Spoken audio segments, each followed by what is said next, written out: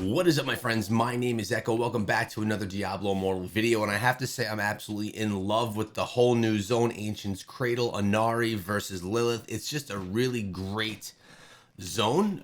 Baal being reintroduced as well, and Inari being part of it, and the whole Inari. It was really enjoyable. I did a playthrough yesterday on the channel completely of the full zone. It was about an hour and 15 minutes, probably the longest video I've ever posted on the channel. But I really did enjoy it. But now we're going to dive into a few things that I noticed about the game that are changes that you need to understand. All right, so first things first, yesterday I started off with a Paragon level. I was at 755 yesterday. All right, I played a fair amount, nothing too crazy, but I got myself up to 771 in one day. Probably the most Paragon I've ever gained in a day. And that we're talking about 16 Paragon levels in probably about 2.5 hours. I ran the new zone, I did a bunch of bounties, and I ran Heliquary in the evening, and then I conked out for the night. So I did a decent job. But I'm just trying to talk to you about the bonus. My bonus was 500%. It's now down to 260% because I got closer to that max Paragon level, which is still 800. The Paragon level, actually that's surprising to me that the Paragon level is still 800 and it was yesterday as well. But along the way, we've noticed a few different things. One of those different things is we are picking up a lot of new gear, and all the new gear I'm picking up, nothing is cursed. I have not found any new gear that was cursed gear, but all of the new gear that we've been finding is split between combat rating and attributes. What I've been noticing is the combat rating is higher on all of the new gear that I'm accumulating, and the attributes are lower, some as far as going as 2 stats versus the 3 stats that I was holding. So what I decided to do was focus on my combat rating.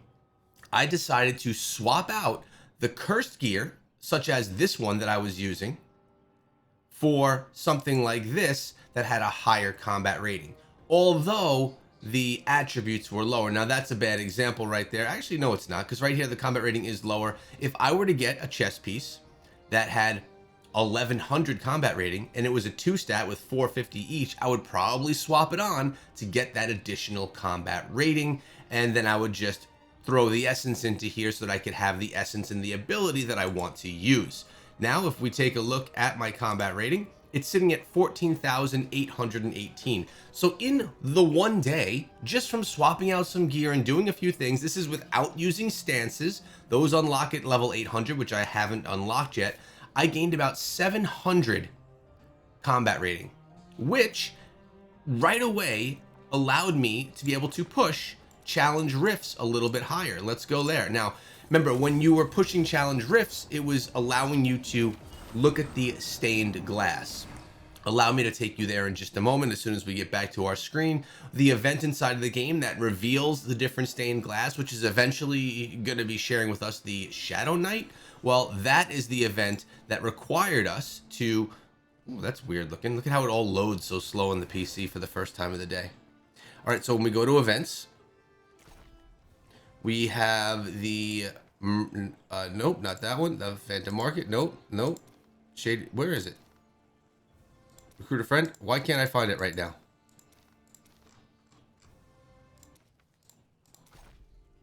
Huh. Well, it's somewhere in here, and I don't remember where it is. Oh, it's right here. Sorry. If I wanted to reveal this piece of stained glass right here, which I did. Very nice. I needed to unlock the legendary crest, I needed to run one challenge rift, which I did.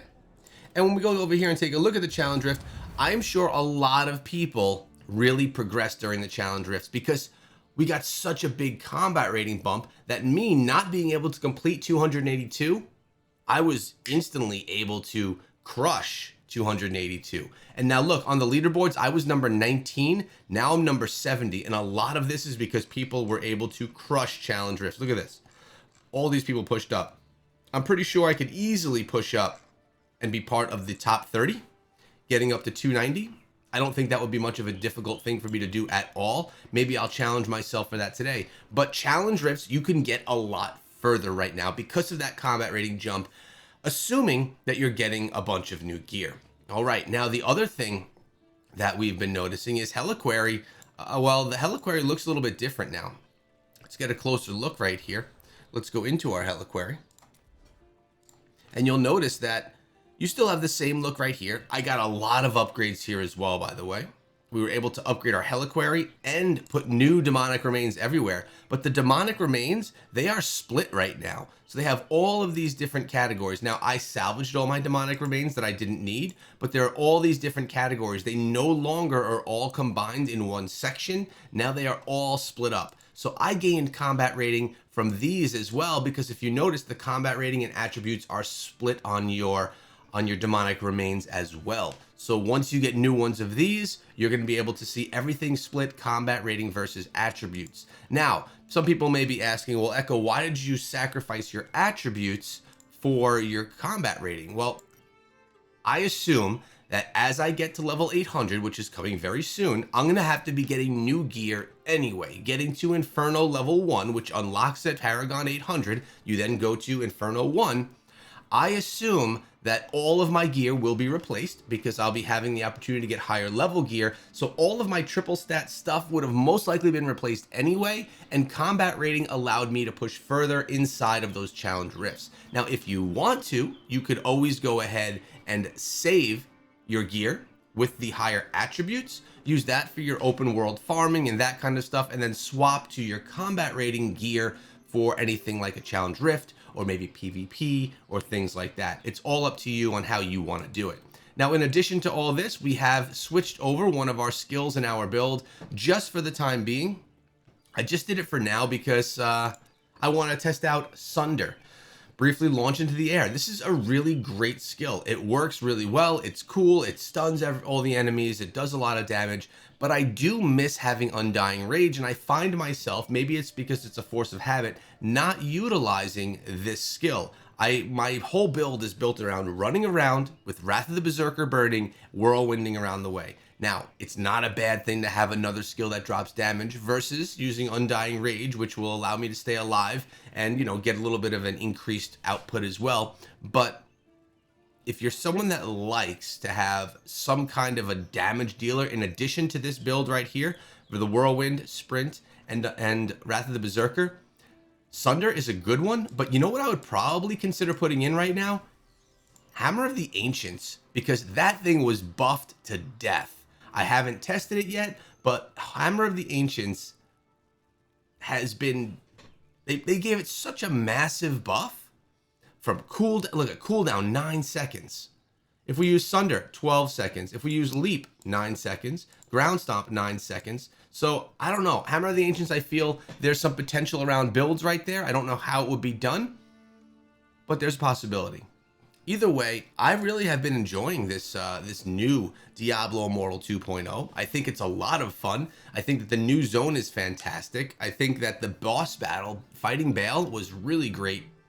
And I'm enjoying it and looking forward to diving into it more in depth this weekend, which you should stay tuned for. If you enjoy the videos, if you enjoy my content, or just hanging out with me here on the daily, I put out Diablo Immortal videos every single day. Stick with me on my journey, gain tips along the way, and always remember, one of my favorite things to do every single morning is to come on over to Clan, come on over to Cursed Towers, check them out, see what we got right here, and collect these free rewards. Look at this, 885,000 experience gained right there because we own the tower. And this one, because of the buff, 340,000, is going to be the same thing, 800 and something thousand. And there's another Paragon level for us right there. One last tip that I've picked up along the way is our Paragon. Because we have the new Paragon trees coming, I'm saving up my Paragon points until 800 so that I can then see what these things look like and potentially start building out them. Because I finished out really everything that I wanted to over here on all of my other Paragon trees. Kind of want to see what those have to offer before I start spending my Paragon points trying to make my way to something like armor or armor penetration. We'll see what those have to offer, and I'll have Paragon points ready to drop as they go. I think you guys should do the same.